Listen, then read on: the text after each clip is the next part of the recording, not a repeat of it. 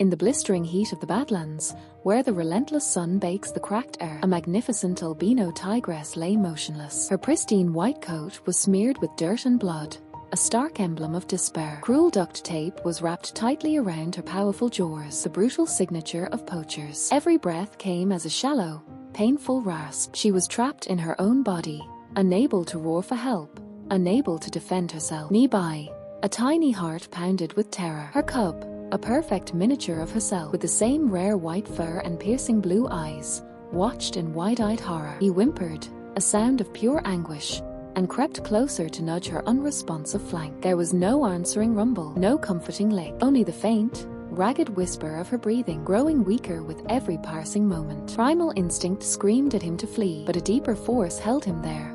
Love. He glanced at his dying mother, then toward the distant shimmer of the asphalt road, a danger he had been taught to fear. In that heart-wrenching moment, he understood a truth that defied nature. His only hope lay with the creatures he feared most. He had to find a human. The scorching asphalt burned his tender pores, a terrifying assault on his senses. The open, unfamiliar world made every instinct urge him to retreat into the brush, but the image of his mother suffocating in silence drove him forward. He ran, a small white blur against the black road, his heart pounding with fear and determination. He stayed close to the edge of the road, a desperate white smudge against the dark surface. Soon, he spotted a lone figure in the distance, a man walking by himself. A surge of fragile hope pierced the cub's fear. He slowed, crouching low to appear as harmless as possible, and let out the softest, most plaintive chuff he could manage. A clear plea for help. The man stopped, eyes widening in alarm. The cub locked gazes with him, then deliberately turned and trotted a few steps toward the tree line,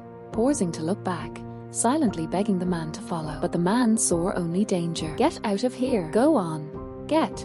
he shouted, waving his arms wildly. The shout shattered the cub's hope. Terror overwhelmed him, and he scrambled back into the thorny brush, collapsing behind a bush in despair. He had failed, yet the faint sound of his mother's labored breathing carried on the dry wind. It was enough. He couldn't give up. Forcing his aching body onward, he returned to the road and kept moving. Soon he reached a small roadside park, where a young couple sat laughing on a bench. Weaker now, the cub tried a gentler approach. He walked slowly toward them, head bowed submissively, and sat on the parched grass at a safe distance. He held their gaze for a long moment, then slowly turned his head to stare intently in the direction of his mother. "Oh, look, how cute!" the girl exclaimed. They chuckled, assuming he was begging for food. The young man tossed a piece of sandwich onto the ground nearby. The cub didn't even glance at it. His heart sank. They didn't understand. A wave of profound loneliness washed over him. Head hanging low, he turned away from the uneaten food and trotted back toward the road, his spirit as scorched as his pores. As the sun dipped toward the horizon, painting the sky in fiery oranges and purples, the air cooled, but the cub's time was running out. Weak from hunger and dehydration, his steps grew sluggish. Just as his strength began to fail, he spotted headlights cutting through the dusk. A vehicle approached slowly. From its shape and markings, he recognized it.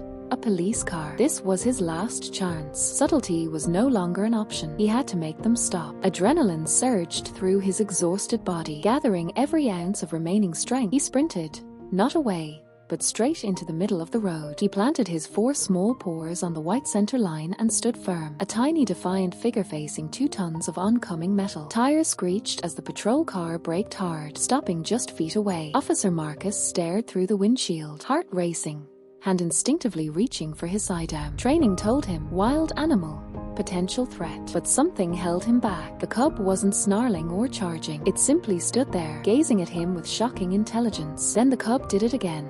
Locked eyes, turned sharply toward the forest, trotted a few steps in that direction, then raced back to the center line. He repeated the urgent dance 3 times, even lifting a front paw as if pointing. Marcus's mind reeled. This wasn't random. It was deliberate. "He wants me to follow him," he whispered, the words sounding impossible even as he said them. But he knew it was true. He switched on his overhead lights for illumination and eased the car forward, following the small white guide into the darkness. The cub ran with renewed purpose, staying in the headlight's beam, constantly glancing back to ensure his rescuer followed. He led the officer off the main road, down a cracked side path, to the exact spot where his nightmare had begun. Marcus stepped out, flashlight slicing through the night. Then he saw her, the breath caught in his throat. A magnificent tigress, helpless, her jaws bound by silver duct tape glinting in the beam. Cold fury surged through him at the cruelty of the poachers responsible. He radioed urgently for wildlife rescue, then carefully approached. With his knife, he gently cut through the thick layers of tape. The moment it fell away, the tigress drew a deep, shuddering breath, the first full lungful of air in hours. The ragged sound was heartbreaking. The rescue team arrived swiftly, working with quiet efficiency. They stabilized her, loaded her into a specialized vehicle, and transported her to a wildlife hospital. Throughout it all, the cub never left her side. A silent, anxious shadow pressed against his mother. At the hospital, veterinarians fought through the night against severe infection and dehydration. The cub, placed in an adjacent enclosure where he could see her through glass, paced relentlessly. He refused food and rest, blue eyes fixed on her still form. Finally, after an agonizing night, a vet opened the door. The tigress was awake, weak, lying on her side,